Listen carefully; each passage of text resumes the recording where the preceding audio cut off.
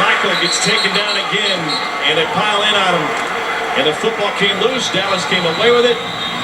And we'll see if he was ruled down. Jonathan Calvin out of Mississippi State recovered it.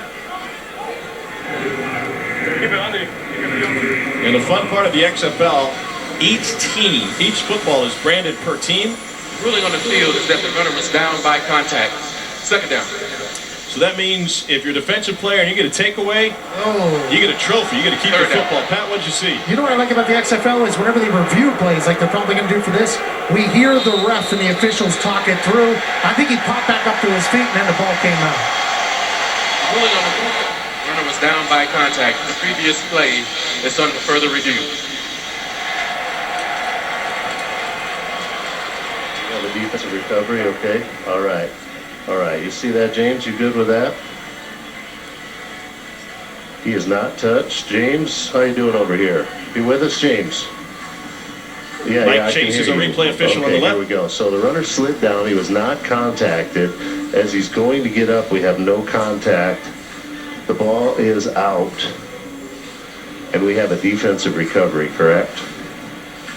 Okay, so we're just going to get you a spot. We're going to reverse this and give it to the defense.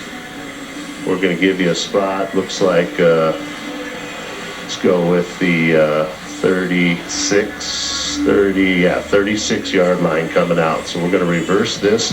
The runner was down, got back up and lost the ball, however you want to describe that. And then we're going to reverse this and give it to them at the 36. Good with that? All right, smile pretty. So that's how the sausage is made. What a terrible end to a drive. After review, the runner went down, got back up, and was not touched by the defense. The ball was knocked out and recovered by the defense at the 36-yard line. It will be first down.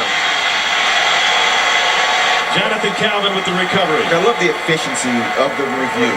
Let's just simply take a look at it. We hear the conversation, what it is, let me give you a spot, get the ball back, and you switch. Wasn't a huge delay, keeps the game going, and they make the correct call, which is really what matters. Joey, a lot of people have talked about the kickoff being their favorite change, the punt, maybe the overtime, the extra point. For me, that transparency right there is a game changer that needs to be adopted everywhere. Stat. 10-yard penalty from the previous spot. Remains second down. James Carter's our referee. The center judge is Amanda Sauer-Cook. Every officiating crew in the XFL has at least one female member. Amanda Sauer-Cook made her collegiate debut in Conference USA Network's Big Ten games. Also, can we give a little love to the ball spotter? 100% a ball spotter out here? 100%, trying to keep the game moving. I like the game. Tamu has time. And that one kicked as he tries to ground it.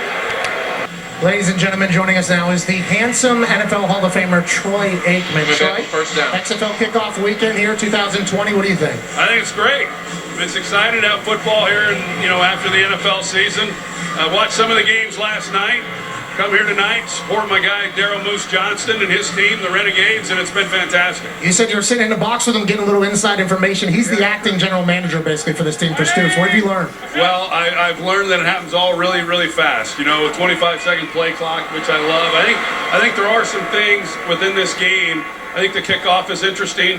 A lot of the things that the NFL is hoping to adopt, I think it's a chance to see how it is executed at this level, and I think we might see some of it. The transparency of the refs and reviews, I like a lot. I would assume you agree in that type of thing. Will you see a transformation, you think, from the XFL rules to the NFL, and how quickly do you think that happens? I think we will, and it gives the NFL a chance to kind of see how it's adopted here in the XFL and how it's received and how it works and all those things. Dean Blandino, of course, he's been involved. Troy, jeez, Troy, get out of the way, Troy. You're going to get me killed over here, aren't you? Troy's like 120 pounds right now. He looks incredible. Last question before I let you go. How about the communications from the coach to all of the players on the offense? Do you think that's something the NFL should have done? I like it. Now, I was told it was not all the players, but most of the players. I'd like to see it adopted to all the players. I think it's somewhat of a game changer. I'd like to see the coaches be able to talk to the defensive players, all of them as well. I I don't see any reason why that would be necessarily a negative. I think it's a real positive. So I like what I think this league's got a real chance, and you're involved, so that gives me hope. All right, Troy. Thank you, man. I appreciate you. best. Troy used to have an office in this stadium, and he has a restaurant across the street. Obviously, he owns this town. I will go visit Troy's. Big thanks to Troy Aikman. Seems like everybody in the NFL Game loyalty clock loves the XFL, by the Just way. reset the Pat, game if you would clock. have gotten Troy Aikman killed, Game your clock picture operator. would have been on every Please reset post the game office clock in this to entire 143. state. Yeah, but why didn't 143 Pat on the game clock. protect Troy? Pat Clock took will start on off. my Troy signal. didn't know what was going on. Pat took off. Hey, you hear those shots, you got to run, Joey, okay? Come on, Pat. Got a game clock issue, so they need to put a little bit more time. There are 143. separate 2-minute rules Thank in this you. comeback period. He doesn't get the delay now because it was administrative. So now we start it because they've already had that. Yeah. Clock's supposed So to now you stop go after wind it every up. play under 2 minutes. Yep, including the ones that finish 180. inside the field of play.